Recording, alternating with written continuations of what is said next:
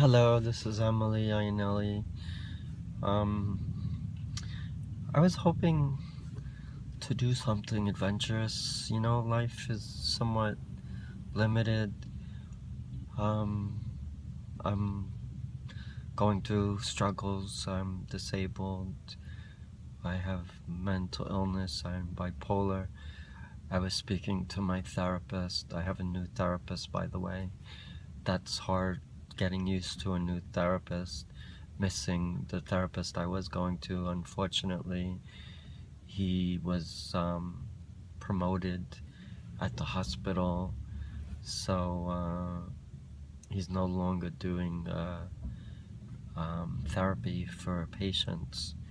He's strictly in a teaching role. So it's gonna be a little time before I'm used to the new therapist. But I remember talking to my former therapist, and I broached the topic with my new therapist regarding my sense of wanting to do something adventurous. And it's pretty apropos that I'm doing this video in my car, like I did just the previous one, because I would love to do a cross-country drive. I would love to do it. Obviously, I would probably do it by myself, because my son is at school, and my wife is working, and it's just too many people in the family now with my relatives from the Philippines to do it all together. We just couldn't do it. So basically, I would probably take 2 to 3 weeks.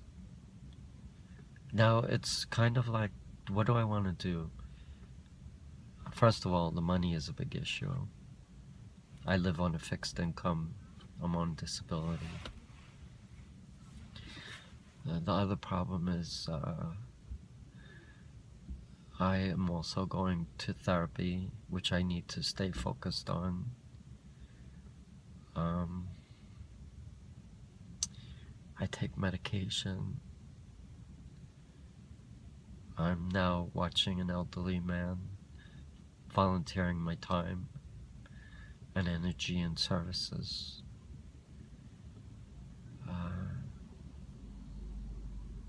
I'm helping my niece and nephews from the Philippines with their homework assignments, especially their math assignments.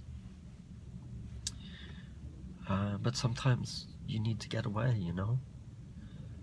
I don't even remember the last time we had a vacation, a family vacation.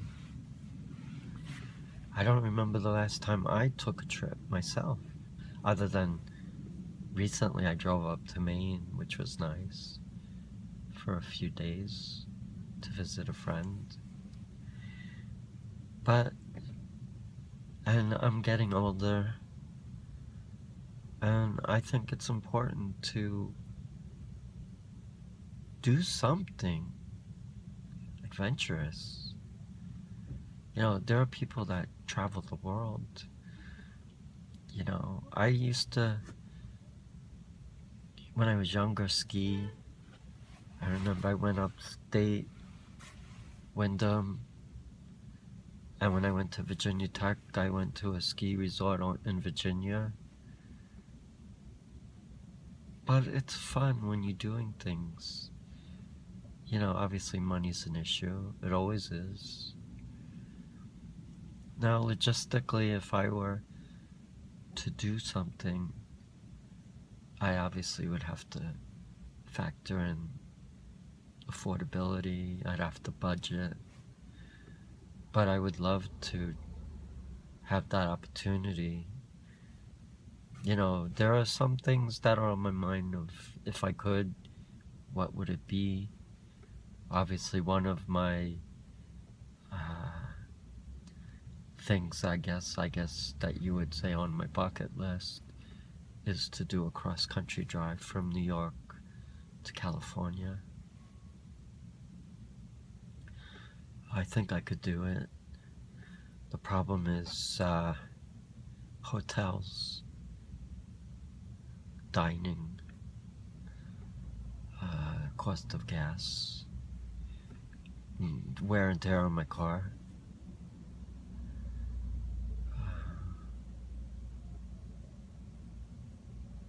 But I know I could do it.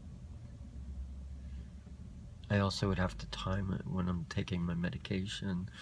Obviously, when I'm ready to take my meds, which I usually in the early morning or in the evening, that I'm capable of driving. So usually when I take it right away, I can't drive for several hours. And if I drove across the country, I'd rather sleep in my car than stop at hotels to save money. And if I could meet a friend and, stay at their place for a little bit and, give them some money, but try to save on hotel expenses.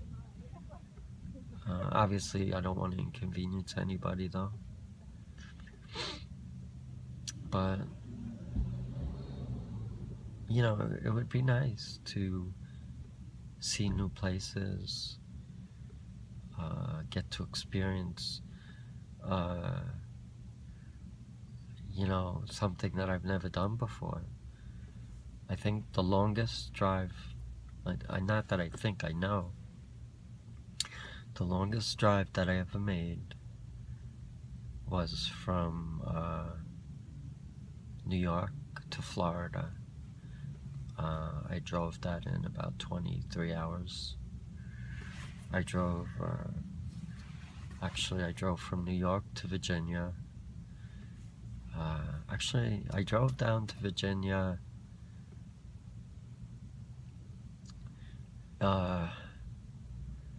initially when I was in between jobs, and I was going to a clinic because I was in my early 30s. This is before I got married, before I started dating my wife-to-be.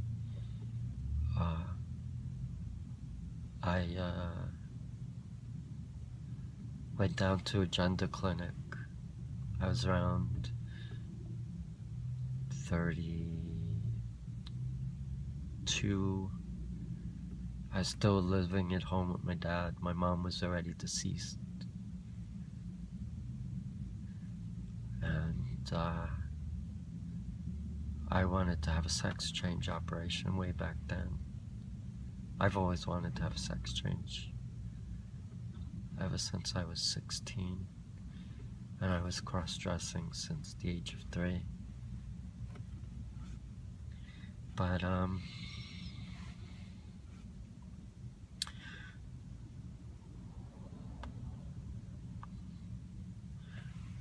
I stopped in Virginia, went to my appointment at this clinic, and I wasn't out yet, so I was dressed still in male attire, and I had women's clothing underneath though. I remember the woman doctor who interviewed me first said, "How come you're not dressed like a woman?" And I didn't explain it to her. Yeah, I just said, I identify as a female. But when she had me see the other doctors in the physical examination room, that's when they found out, because I had to take my clothes off, obviously, for an exam. And when they saw my dress. And they understood. And then after going there, I was near Bethesda, Maryland. I went to Norfolk, Virginia. First Bethesda, near Washington, D.C. And then I stopped to Norfolk. And then from Norfolk, I drove down to Orlando, Florida. And then I went to Cocoa Beach. And I got the worst sun poisoning. I remember it was torture. I was at the hotel, literally dying. I made the mistake of going onto the beach one day, sitting out in the sun, and I just burned like a lobster. And it was torture. I couldn't even walk. And all I remember was there was a Chinese restaurant right across from the hotel. So that was really the only time I would go out after I got burned so badly, just to get food. I went to the Chinese restaurant, got takeout, ate it in the hotel room, and 4 days just sitting in the hotel room, suffering from that miserable sun poisoning. And I only got to spend 2 days at Disney, and then I drove home and then started looking for a job. I worked a long time, almost 30 years. I made decent money, not a lot. Over my lifetime, according to my Social Security earnings, I earned about $1.44 million. But I don't have anything in my bank anymore. I liquidated all my retirement money, and I'm solely dependent on my Social Security disability and my long-term disability. So,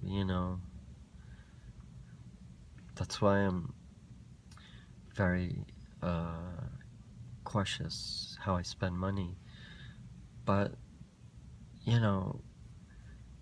I think it's important also to experience life and do things. And I would love to do that with my son. I want to take him to Disney World too. And obviously if I did, I would do it with just myself and him, because I can't afford a family trip. I wish I could, but I can't. And now with my relatives from the Philippines, it just makes it more difficult to even consider that. But I would love to take Maddie to Disney World. I also would like to go to France and to Ireland and to Scotland and Wales and England and Rome, Italy, Spain. So many things. And driving to California would be a great trip. Driving from one state to the next. It's pretty direct, actually. Once you get on to Interstate 80, I think you just drive that all the way. So basically, you drive to New Jersey and you get on 80 going west, and you just take it all the way to San Francisco. I also remember going on one of my most favorite trips. Actually, I was lucky. I became friends with somebody through replying to a church bulletin ad. Someone was looking for a travel buddy. So I replied. I was pretty shy, but I replied. And I wound up making a good friend, and I wound up making a tour of England, Scotland, and Wales, which happened to be one of my most favorite trips. I was around 37. No, not 30. 36. A year, roughly a year before I got married. Maybe less than a year before I got married. Got married at the age of 37. So I was 36. Went to England, Scotland, and Wales. Took a nice flight. Met my friend. We went on a touring bus, Kentucky, and it was fabulous. One of my most favorite trips. I met some nice friends from all over the world.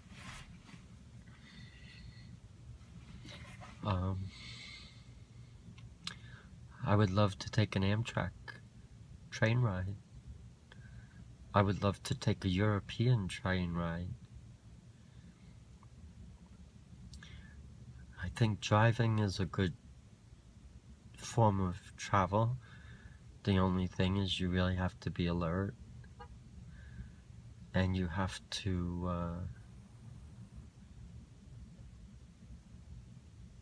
it's not easy to drive long distance, and it's easy to tire. And obviously, ultimately, it would be more beneficial to stop at hotels than to sleep in the car. Plus, I am concerned about my safety, especially being transgender.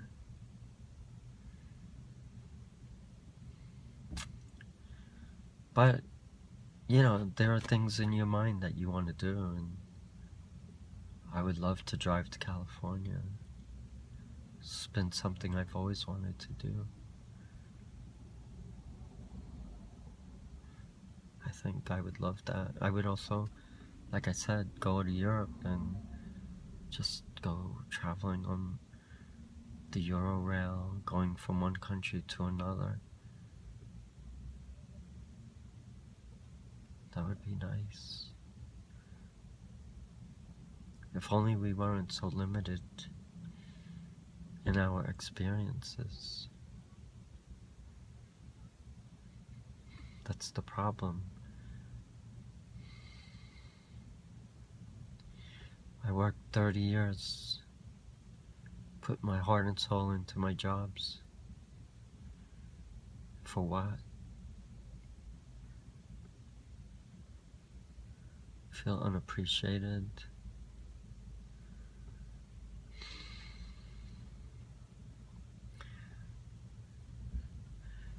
You know, I am who I am. I can't change that.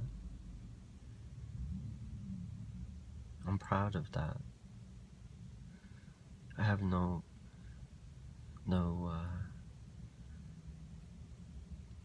feelings of guilt. I had guilt all my life. I'm tired of feeling guilt. I'm happy to be transgender, to be honest. I'm proud of it. Because there's nothing wrong with being transgender. There's nothing wrong as me identifying as a female, because that's what I am. And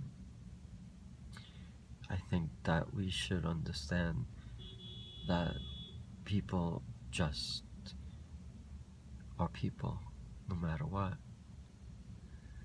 And we should accept people and appreciate them for who they are. Life is too short. We all want to be accepted and appreciated. I'm no different. And I want my son to know that he's got a lot of love and support. And although he struggles and is different, he certainly can succeed too. Until next time, this is Emily.